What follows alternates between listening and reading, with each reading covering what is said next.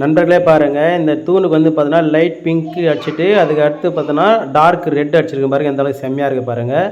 இந்த dark red வந்து பார்த்தீங்கன்னா அதேமாதிரி வீட்டுக்கு உள்ளேயும் வந்து பார்த்தீங்கன்னா ஒரு ஆர்ச்சி மாதிரி இருக்குது. அந்த ஆர்ச்சிக்கு அப்ளை பண்ணுறேன். எந்த அளவுக்கு செம்மையாக இருக்குது பாருங்கள்.